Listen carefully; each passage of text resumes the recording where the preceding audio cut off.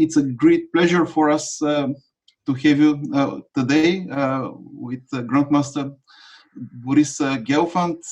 He needs no presentation, and in his first lecture today, he will speak about transformation of advantages. The lecture will last 1 hour and 15 minutes, and then you will have 15 minutes for questions. Just before starting the lecture, I want to make an important technical clarification.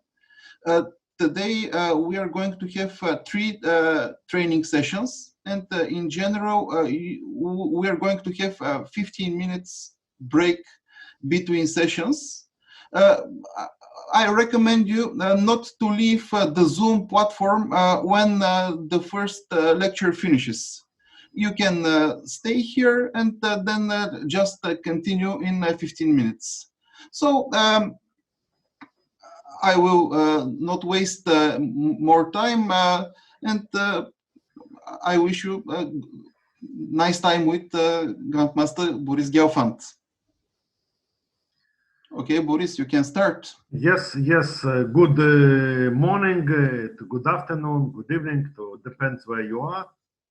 Welcome. And today I will show you. We'll talk about how, let's say, stronger side transforms advantages within one game, which was also one of the chapters of my book, Dynamic Making, Decision Making in Positional decision making in chess. And today I present you a game with Anton Korobov, a very strong grandmaster from Ukraine. I start with c4, a lot of tricks here with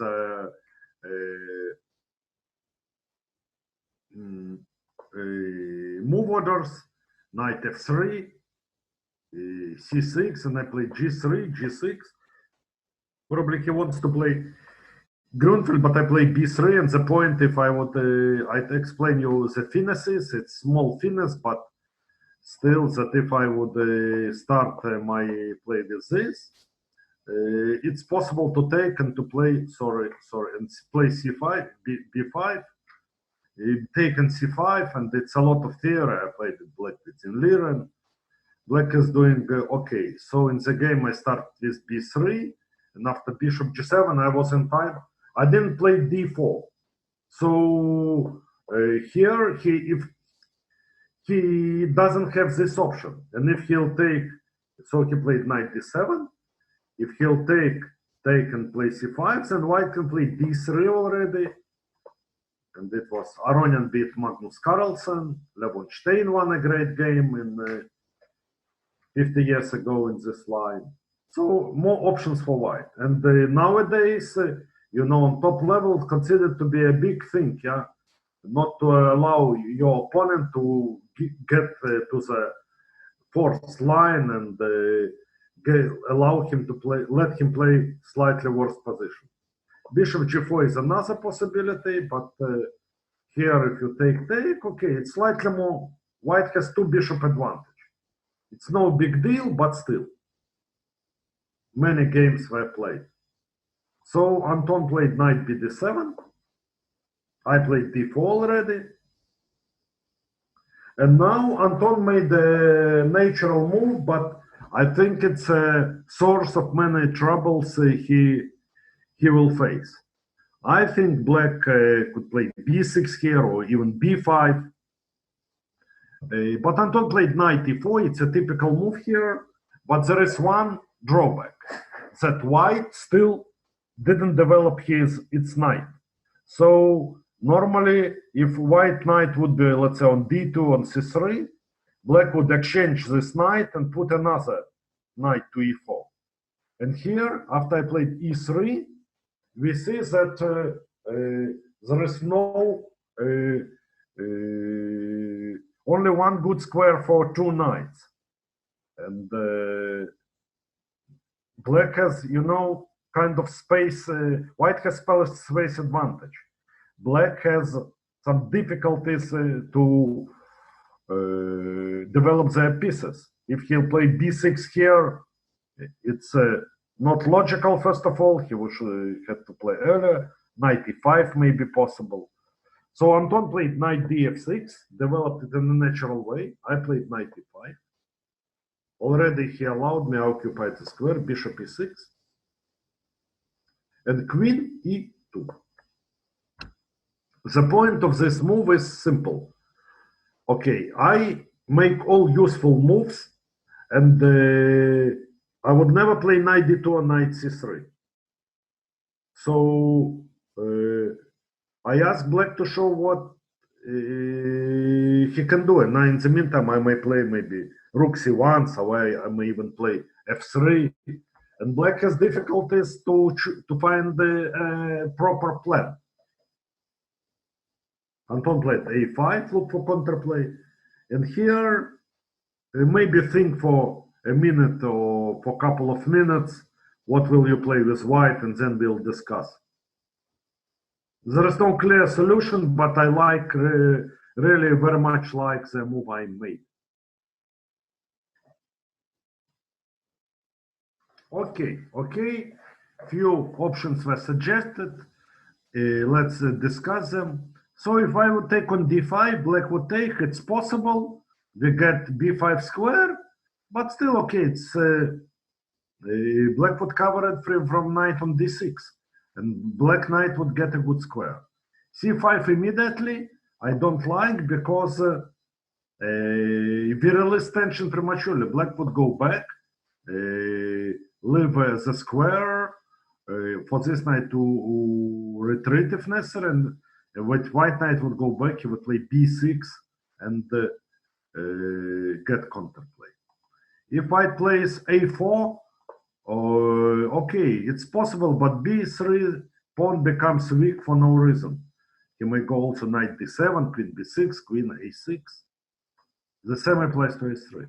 I played knight a3, few of you suggest f3 is possible, but I think it's also a bit premature. We can go, let's say, here, and we'll do it in better circumstances one move later. g4, also, black would go knight d7, we just weaken our position. Pawns doesn't go back, and here it's still, black's position is a bit cramped, but still it's not that awful to allow ourselves to weaken ourselves. So I played knight a3, with the idea that a4 now wouldn't be a threat because I played b4 somewhere. And queen b6, I play f3, so I asked him to make a move. Maybe if I'll be allowed, my next move would be rook c1. White has more moves than black, so he can simply improve his position. Black played a4, and I played f3. Knight d6. And here it's a very important moment. Because during the game, actually it took me quite some time, because I thought it's very tempting to play e4, takes, and trying to break through in the center. But then I decided that, okay, we open a game, and here also my pieces are not excellently placed, and also he would get a counterplay. Even if white's position is still preferable, I saw no reason to give counterplay to my opponent. So I played c5, he has to go to f5, well, most likely, and I played b4. And I was very happy with the result of the opening, because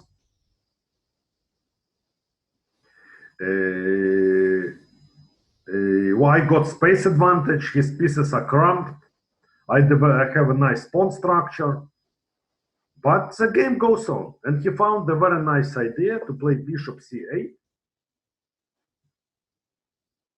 And here I will ask you to think again. What will you do here?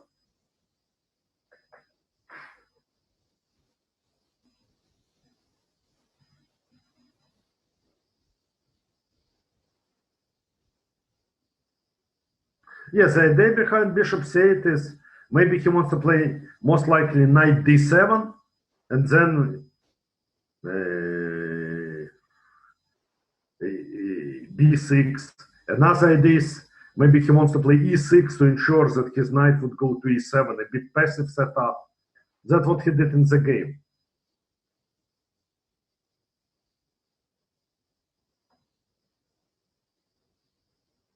Okay, many suggestions, and indeed white's position is better. And there are many moves. E4 I don't like because he takes, we give up a pawn. Of course, we can prepare this queen f2 or bishop c3 or knight c2, but black would play e6 anyway. So I thought that I played rook a d1 with an idea that if he'll play knight d7, I would play e4. I thought it's a nice trap. He takes, and ed, and white wins. But in fact, it allows something else. So the more precise move was rook fd1. It's always the important rule to improve position of each of your piece, and especially of the worst one. And probably here rook on d1 is one of the worst. So rook fd1, and we see the difference because when I played rook a1, he played e6. I played e4, knight e7, and now I wanted to play b5, but b6 would be met. And if I take on c6, bishop would get to a6. So that's why it was more precise to play with this rook, e6, e4, and now b6 is not possible. So white, getting more and more space, and its position, it's really, I would even dare to say, close to winning. Incredible space advantage, incredibly big space advantage. But my problem in this position was, I'm sure maybe some of us experienced it, that when we place rooks, we play, let's say, which rook to d1, very often we think too much, and both decisions has more or less the same value. So we don't we spend time inefficiently. So this was the case with me in this game. So I decided to make a move quickly to save time for later stages, and allowed him a counterplay. Rook a d1, e6 was played. I played e4, he played knight e7, and now again I thought for quite some time here, because I realized that it doesn't work. b5, b6, it really complicates matters, because we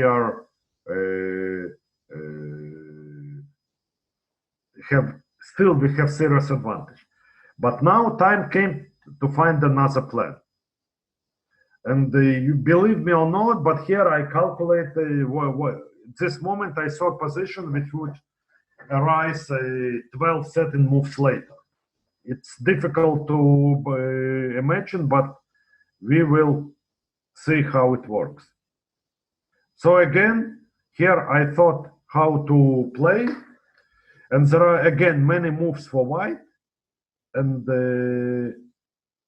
okay, take 2-3 minutes to think. Yes, let's think. Few suggestions came. Knight c4, it's maybe too much. We don't need too drastic measures to sacrifice. White has few ways to improve position. Knight d3 was suggested by few players, but it's good move. It's good move, and but I was afraid that after, let's say, we play it, bishop would get here. White has big space advantage, but both our bishops are pretty poor. So knight on a3. So I was afraid he would take on c5, queen a5, get control on b line. White is likely better, but I found another idea, and again the same logic applied. First of all, what was important is to to find composure, because after we make a wrong move, very often we keep on one idea. Sometimes we keep on playing quickly, so we lose control on the game, and not to try to pretend that we saw everything. Even best players in the world, we see it, they do it time to time because they're reluctant to admit. Another possibility, we lose confidence and we try lose control on the game. Here I'm glad I thought for quite a time and decided to play bishop c1, some of you suggested, with an idea to improve the position of bishop. He played b6. I play queen c2. He took. And my idea is that sooner or later, okay, he played bishop a6, I go here. What black can do here? Likely he would play knight d7, because he can also play knight e8, but I play then here, and knight b4 is a threat. g5 is always welcome, we'll get back, and okay, but more weaknesses would appear, or e5 can be a threat. So he played knight d7, and here we see a way of transformation of advantages. I took, and played bishop f4. The point of it, okay, we exchanged bishop, but knights, but bishop gets to d6, and if he'll be allowed there, let's say rook d8, bishop d6, next move we'll close with e5, and b8 square would never be available. Again, knight would get into the game, and bishop on g7 is poor. So positionally, it's very bad. So only thing black has in mind, it's possible to change character of a game, is to take a pawn. And here I calculate, here some decisions again, you know, like knight a3 or bishop c1 can be made on general ground, but sometimes we have to calculate precisely.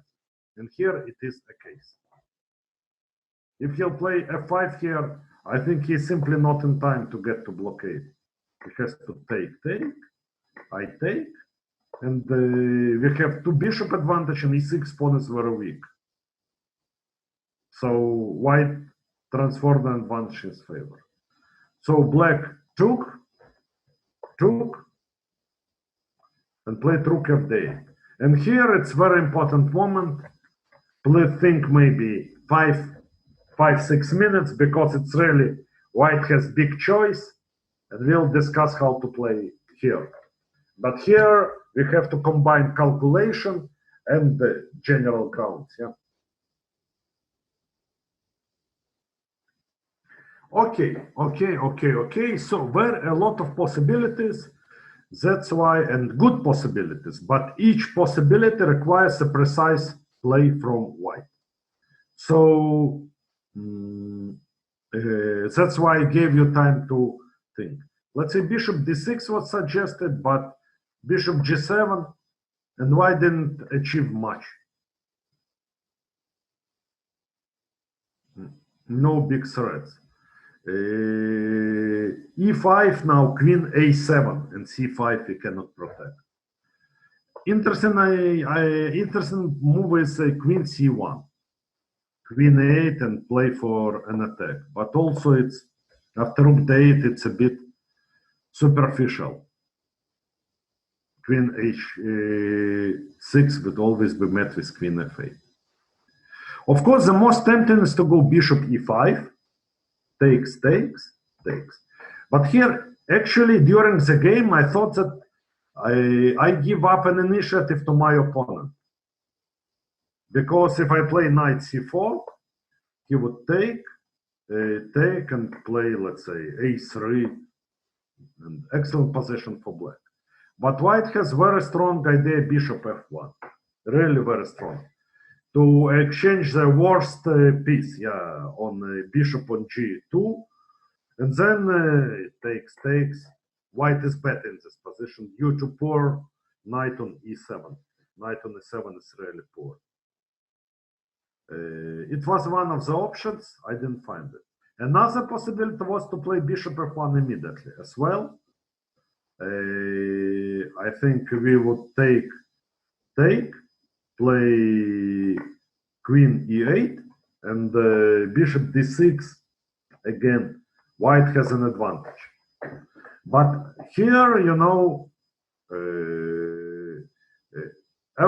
all the ideas is to, you know, white has two bad pieces, g2 and the a3, and we have to include it. I calculated another line, but those ones who found this bishop f5 and then bishop f1 or bishop f1 immediately, also well done. Knight c4 I played. I thought it's pretty forced, and when I played bishop c1, more or less, somehow I saw it, because many moves of black are pretty forced. He has to take, because if he would play queen a7, knight b6, it's simply exchange up, or maybe even more. Take doesn't work. A pin. So the bishop here takes. And if he'll play e5 now, it would make a big difference, because here we have rook f1, f7 is weak, rook f8, and we take. And here rook a5 he played.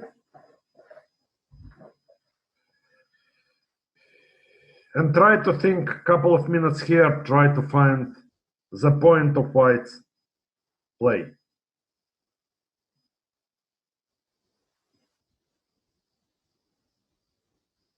Okay. So white has some options here, and the bishop e5 would allow, as we said, to go to this position where black has full compensation, yeah, for a queen. Black is not better, yeah. Bishop on g2 is poor, pawn on c5 is weak, pawn on a2 is weak. I would rather play black here than white.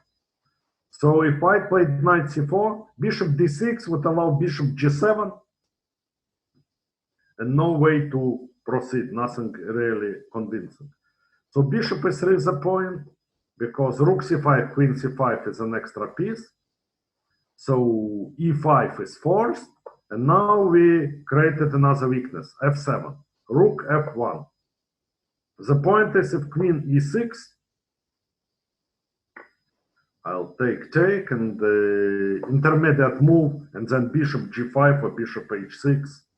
Black are too pinned to, you know, so a knight on e7 is horrible, yeah, to survive it here. So he played queen a8. I took. He took. Maybe it was more precise to take with e-pawn. Here. And here it's really a nice moment. Here I give you 2 minutes to think how you will play. Yeah, let's think. I say many of you had found bishop h3. Of course, we can take on d4. White is much better. But, you know, to bring a piece, always bring a pieces into attack. Yeah? Improve your worst piece. And here, you know, whatever black does, something happens. If knight c8, bishop c8, h5, then bishop d7, even better intermediate move.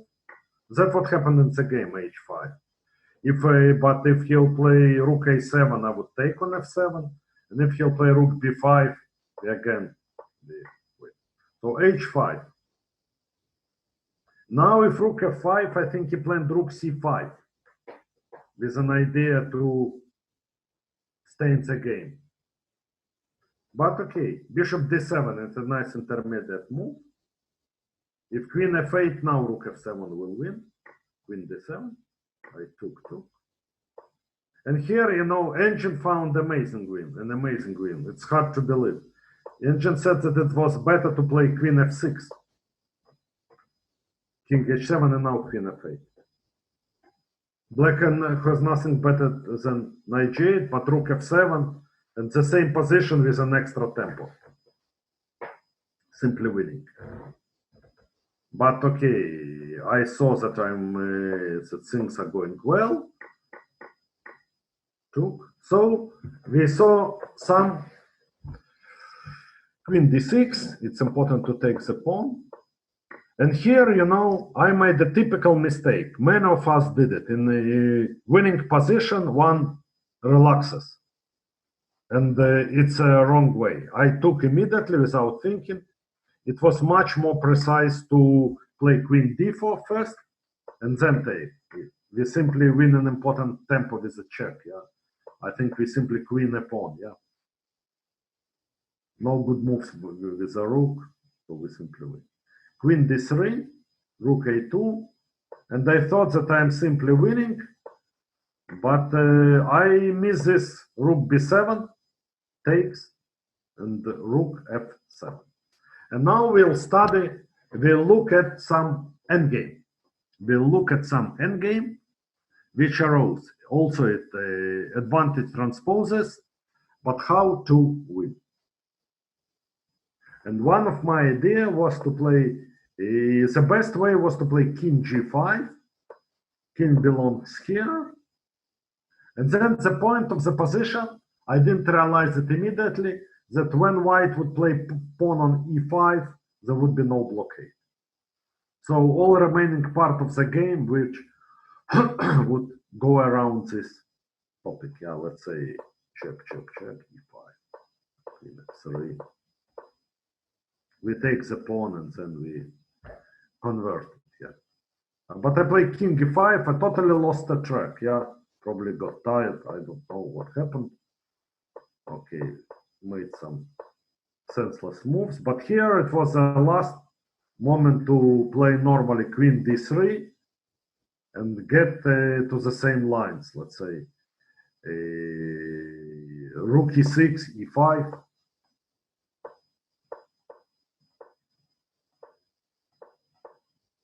Okay, simply improve position of the pieces and win. What I missed after king d6, I thought that I'm winning. I'm playing e5 next move, but I missed this knight h6. And the game starts anew. Probably it's a draw already. But, you know, my problem was not that I missed here. The problem, you know, because if you analyze with an engine would tell us time and again the last mistake we make. But in fact, when I lost a track after I won a queen, then the problem started. So we have to learn to where there is a source of our mistake, not the last move which created problem for us.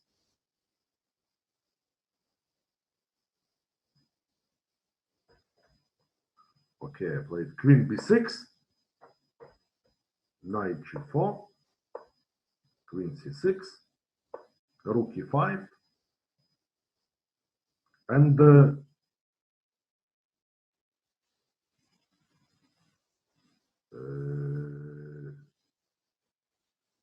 queen 8. And here, yeah, and here black had to make a decision. Still, draw is not easy to achieve. And but if he'll play, let's say, the king g7 he played in the game, if he'll play, let's say, rook g5, I believe this is a fortress. I don't see how white can break through, because black simply waiting, and white cannot get through this e5 square. But he played king g7, and I played queen a1, king f6, and tried to find the winning idea for white. Please take like 5 minutes, it's not that simple.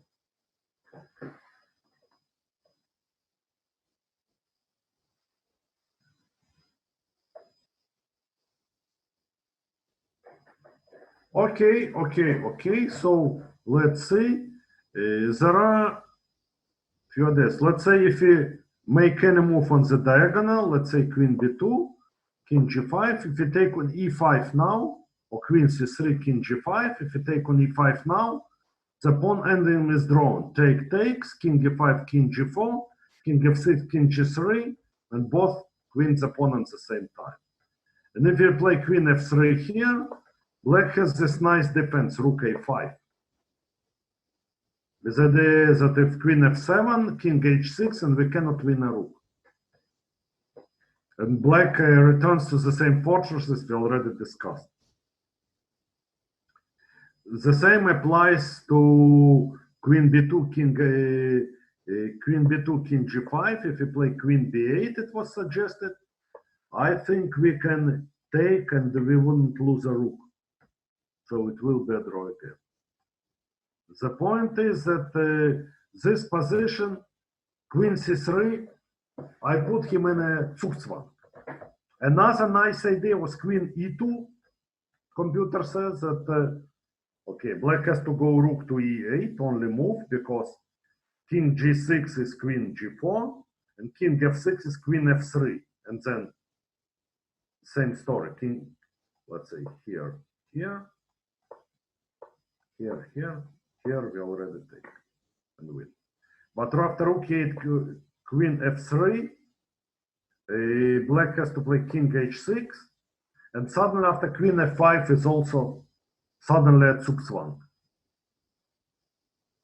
But it's more difficult. I found this queen c3. Rook cannot go because of queen g7 mate. King cannot go if king f6 and queen f3, and the same next move queen f4, queen g4. So only move white found it was h4. Black found. So white take 1 or 2 minutes to find what you'll do with white.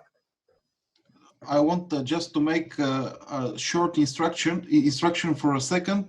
Please submit your answers only to the panelists. In this way, the other participants of the lecture will not be able to see your answers. So your chat settings should be set to panelists.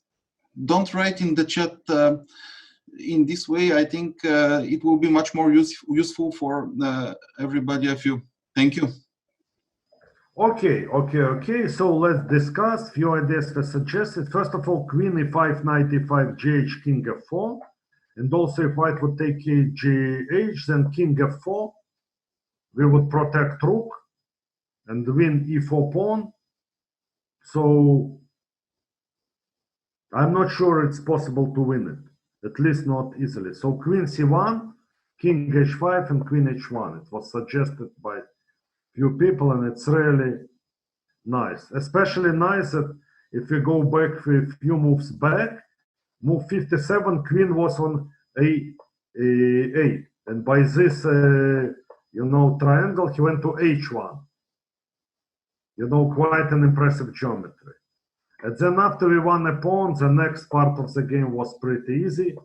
Still, I didn't convert it in the most impressive way, but still managed.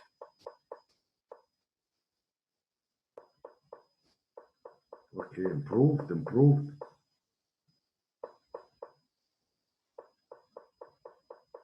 Okay, there were better ways, but now pawn went, and there is no way to make a fortress. The nice line is knight f5 and king e4. And our idea is, to advance and to prevent counterplay. And once we do it, we'll advance our pawn even further. Of course, it requires quite a technique. It's not that simple. It's easy to get wrong. And in the game, slowly but surely, I managed to improve my pieces. And now, after rook g6, I will still have to show some technique, like we just saw in the above mentioned line. But here, it just I managed to win a rook. So 99 moves game, and a lot of events in it, and I think it was instructive and useful in a way how from space advantage we were changing the type of our advantage, how we took a decision, how we improved our pieces and played in the different types of position which arose in this long game. So I think it was very useful. So let me maybe we have like some more minutes for part of the game. So let me upload one more game, and then we will let me upload, and we would study one more interesting game. Okay, I go here. How do I upload the next game? The same story, yeah? Learn. Yes, of course. Study. The same way, yeah. Learn, study. Where should I go? Please advise me.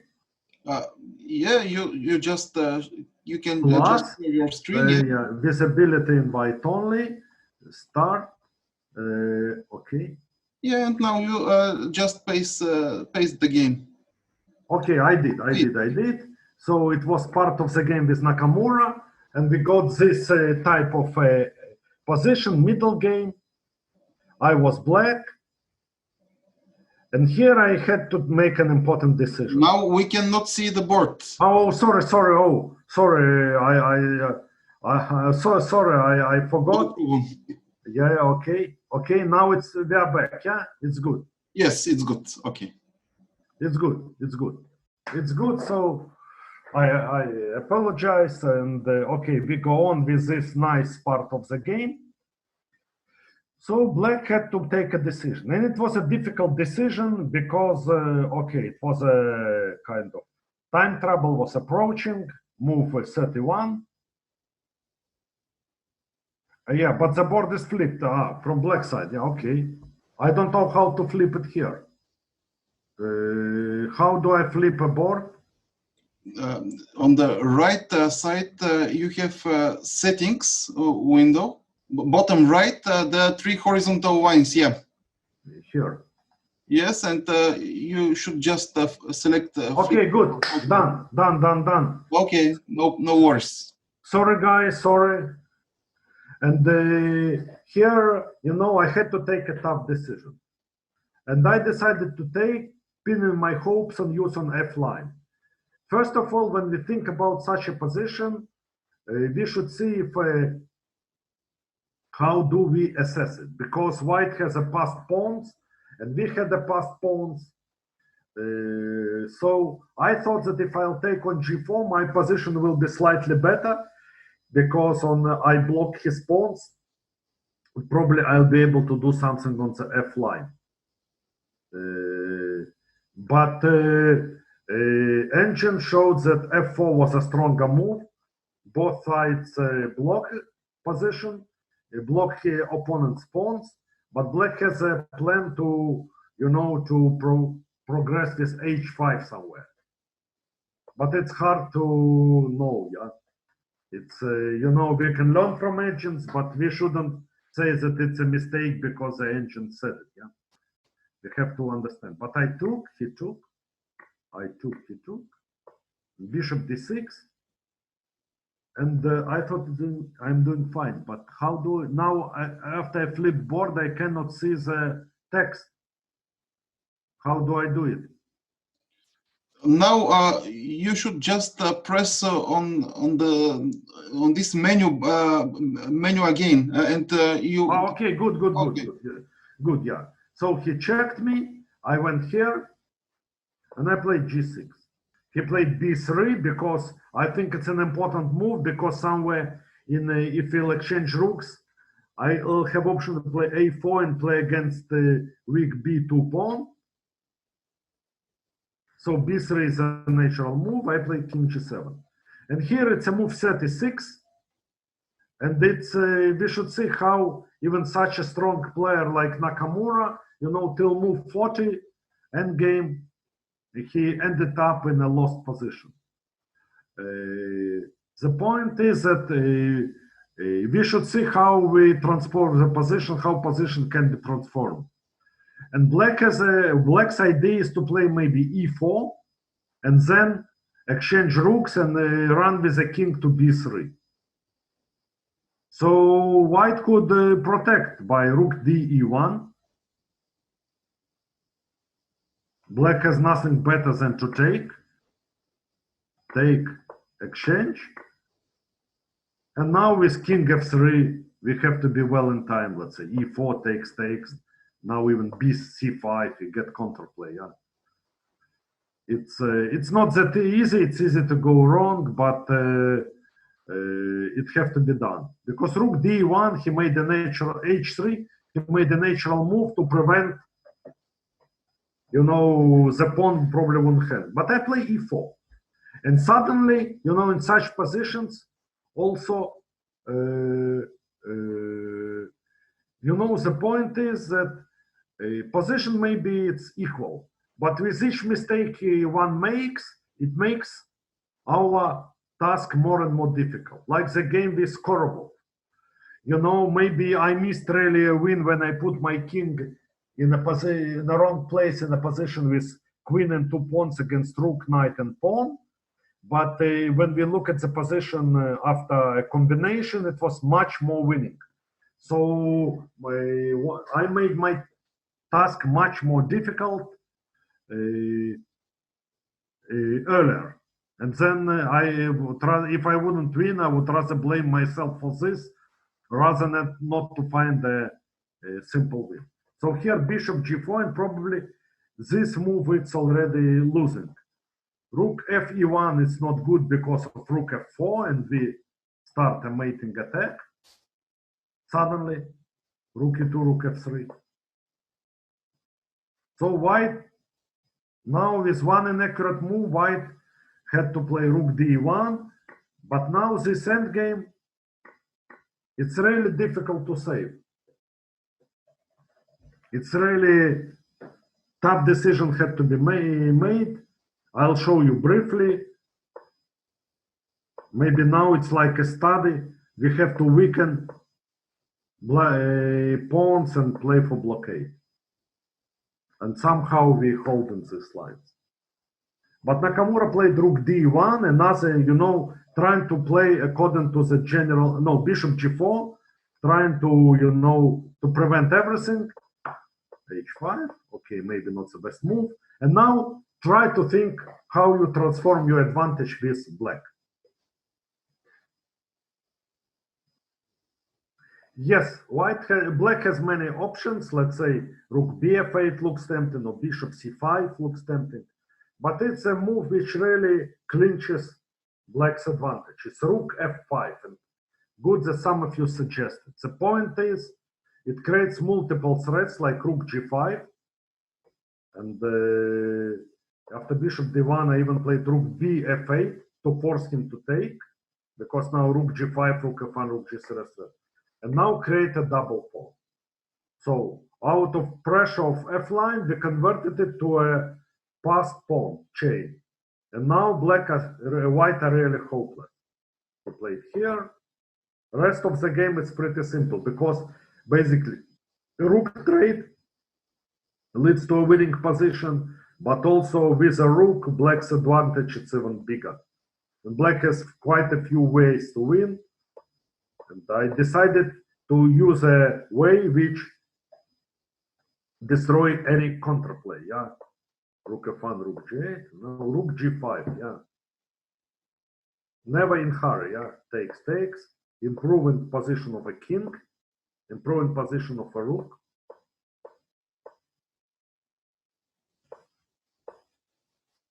Each move just improve position. Yeah, and now nice final touch, and the game was over. So I think it's also was an instructive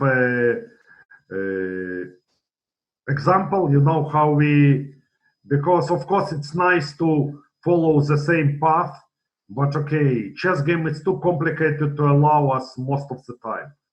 So we have to be flexible and to see how to, you know, trade one advantage to another.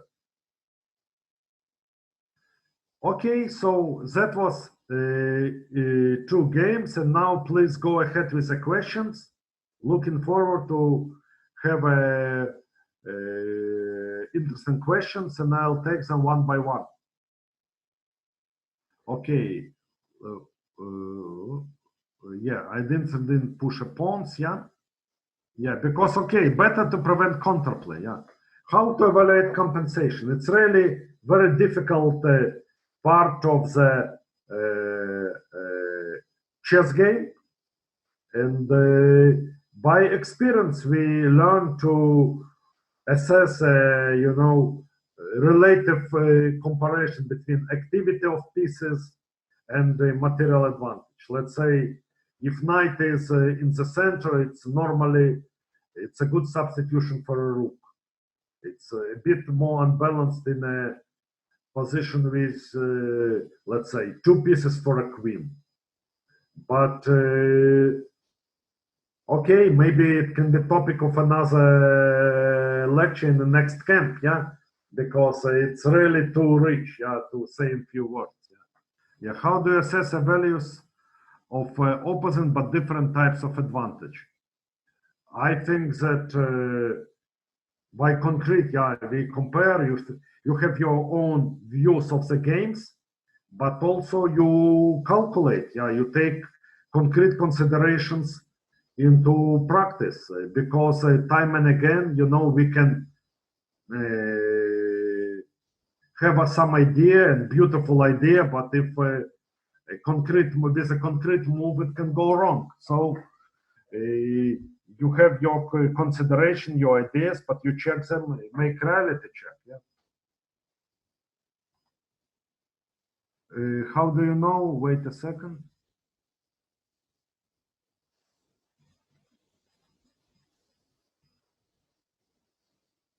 When it's time to restore advantage, probably, well, there are two ways. Maybe one is that when you see that you reached your, let's say, space advantage to utmost, you switch it. And another possibility, when you see a new possibility, a possibility to change for something more valuable. Let's say it was always a joke that the advantage of two bishops is that you can trade one of them in a good circumstance. Because again, we are not playing a chess game by ourselves, but we are playing against our opponent. And our opponent has his idea, so we have to see sometimes to when to it's more important to prevent his counterplay, or we can get something more out of positions than what we do with our advantages. What is the best way to work with chess studies? I think to solve them. It's a good way. A lot of great studies. What I really don't like with studies that sometimes they put some extra moves in the beginning, just to to make it bigger. Somehow it's considered to be an improvement, which I disagree. But so just solve them. If you see a natural move, play it, and then try to solve. If you don't solve, try to play pieces on the board. So even if you don't manage to solve it, but you will get an idea, it's already a good thing. Yeah. How to work in the area of preventing counterplay? I think it's very important, to, especially if you have better position, to always, have in mind what your opponent wants. Because, if you prevent counterplay, even psychologically, if your advantage would become smaller, but your opponent won't get a counterplay, it's likely you'll manage to win. Of course, it's not good to overdo it. It's good to have, it's in proportions, but pay attention to what can be idea of your opponents. How do you evaluate a position is a key problem. That's the most difficult thing, in chess, because we all know a lot of general things about chess, but to see which one is applies to this position, it's really the most difficult thing to know. Try to think, And by experience, you would learn to do it better and better. But when you know you are thinking about it, that's already a good step in the right direction. Try to solve more, to spend more time on the hard ones. Try to find the balance. Try to find the balance because sometimes if you think more than, let's say, 20 minutes, half an hour, you'll make circles. Yeah, you'll return to the same. So try allocate enough time to be sure you think enough, but also if you push to a wall, look for a new one.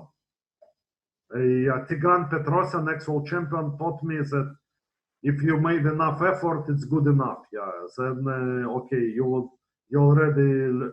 it's already worth it. But be sure, be honest with yourself that you made enough effort. What are some books recommendations? Well, I would recommend my books, and 2 more volumes of decision making are scheduled to be out this autumn, and but also some learning from the legends of Michał Marin, Jakub Ogor's books, Mark Dvoretsky's book, game collection of top players are always good just by learning, especially with their own annotations. Even sometimes they are outdated, but if you pay attention to the way they describe their thinking process, you will learn a lot. And also Kasparov's books are good, yeah. I may miss something, yeah, but I'm playing where to put rooks. Yeah, well, it's really hard to say how to put rooks. One has to be concrete, but also, very often you put the rooks, in an early stage in a game where it's very difficult to predict how the game would advance. So try to think concretely, but there are no clear recommendation. What's the best way to learn to visualize better? I think it's an excellent question, and I think the good way is to discuss chess and analyze chess in your head. After the game, when I play tournaments, what I like, with my second or with some other my colleagues. After the game, we have a walk and we discuss, let's say, all games of the round which were played in our head. It really improves the visualization, and also, okay, when when I was young and I got some books like the game collection of the top players, I was always reading them without a board, and I think it helped me to improve my visualization. To solve them blindfold, yeah, preferably, but you can also put the pieces on the board, and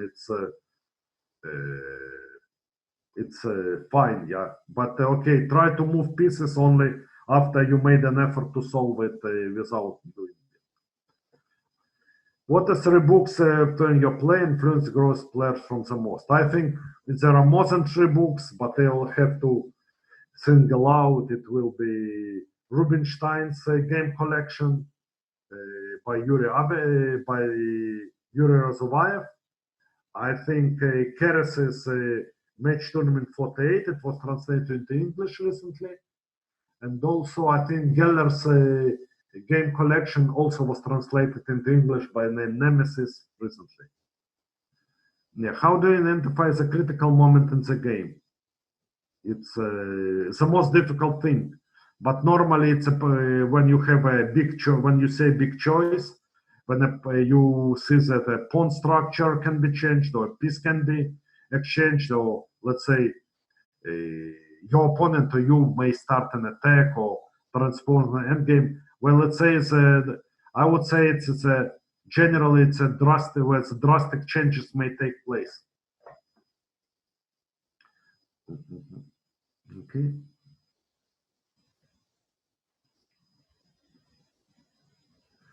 Your working training schedule when you were improving, how many hours timing? The more the better.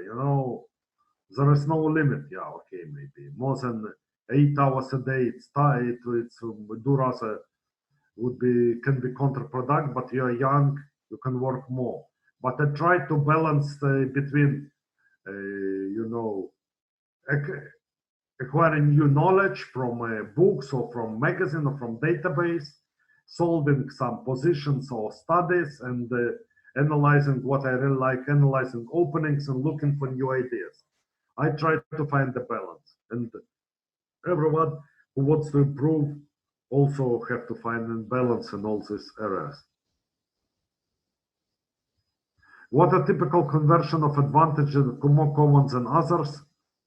Space advantage, structural. It's hard to summarize. In my book, I try to do it. I try to give quite a few examples. Please go ahead. But it's very hard to say which transforms to which. Yeah, there are so many. Chess is too rich game, you know, to structure it in this way.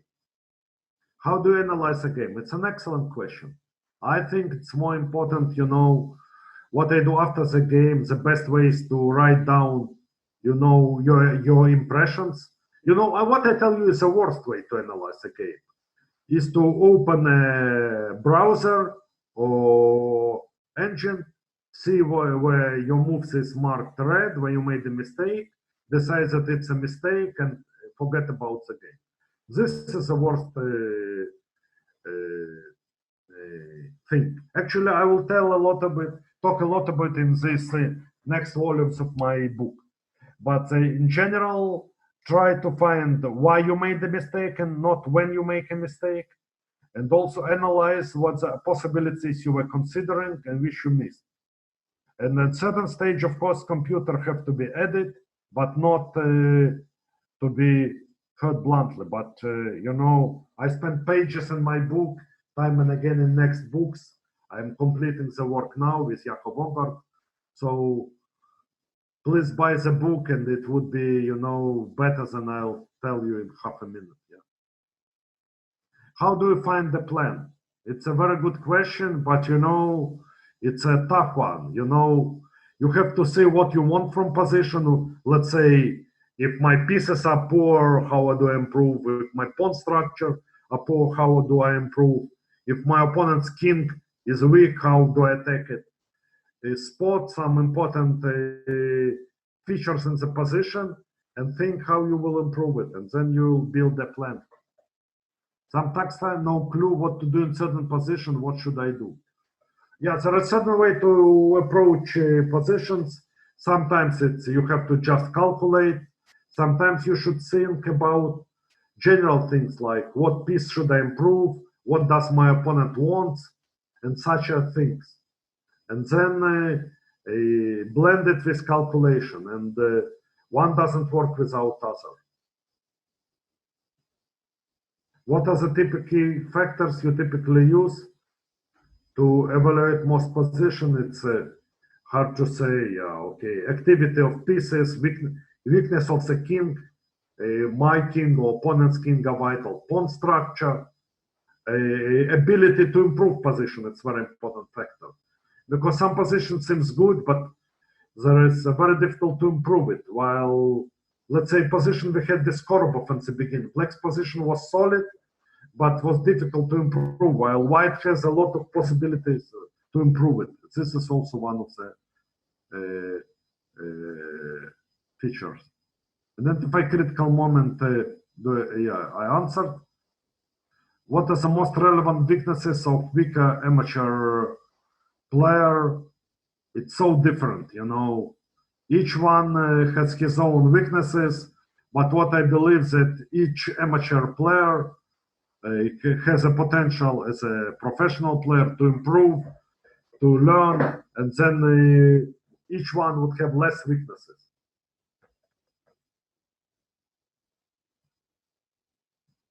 Is there a game where you postponed developing your... Yeah, I had problem find the move e4 because it seemed to give me a potential. Yeah, okay. Game about Korobov. Yeah, how to make a trade-off in such a position as Korobov. I think by analyzing position, and also, you know, you were reluctant to play e4 because you thought d4 can be a weakness.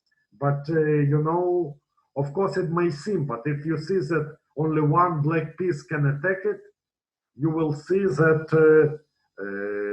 it wouldn't be a case. But of course, it's really, I played a great game, so I managed. But each of us makes such mistakes. But with experience, with study, learning, analyzing more position, we acquire more and more knowledge, so we learn to do it better and better.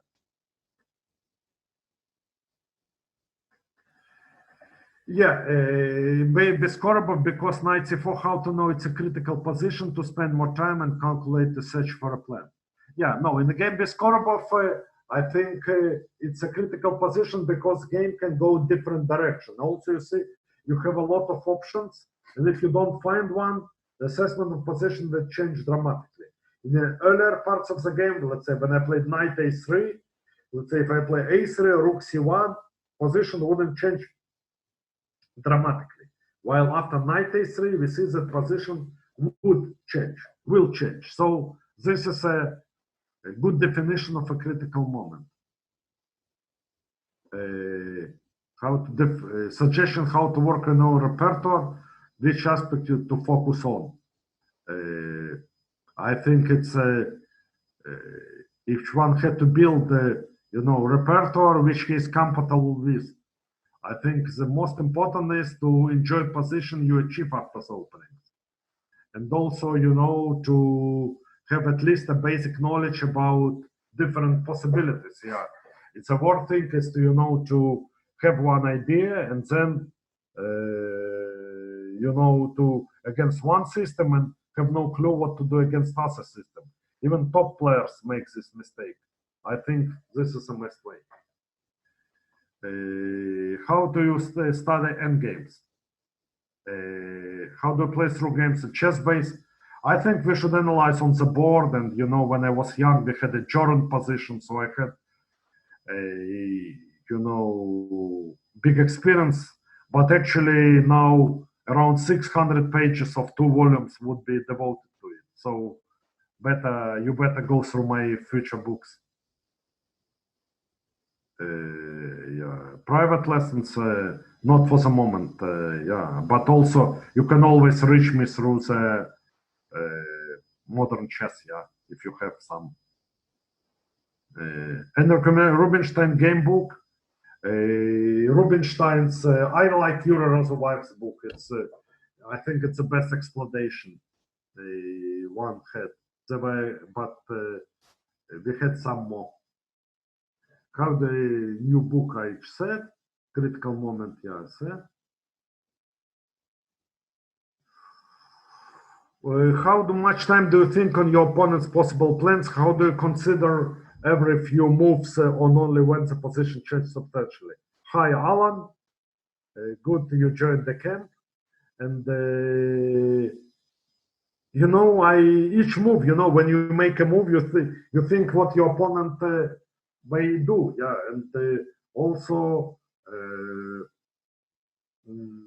so it became a habit. Like when you calculate variations, you see what your opponent will do, but time and again when you see this, realize what he is doing, you try to prevent it. But I think it's back on the mind permanently. Sometimes, okay.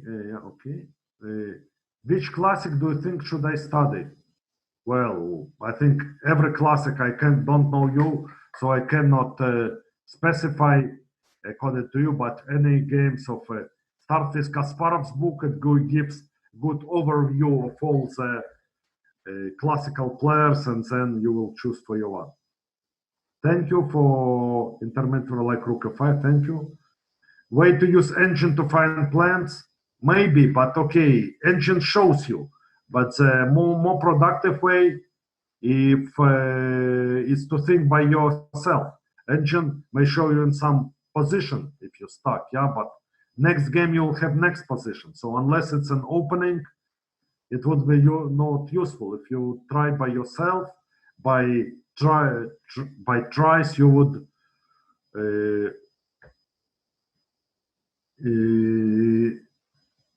improve your game better.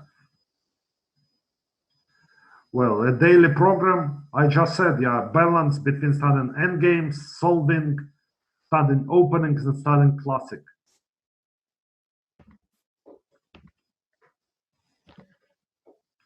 We are not Hello. yeah. Hello Yeah. from me, Boris. Thank you for the lecture. Thank you. There are a lot of, still sorry, I was not able to answer all the questions. But the lecture was really great. Thank you. Thank you. I learned a lot. I hope that. Okay. Good. And thank you for everyone. And good luck with the rest of the camp to everyone. And thank you for joining. I hope it was useful to everyone. And good luck. And guys, you can use the same link to enter the next lecture, which will start.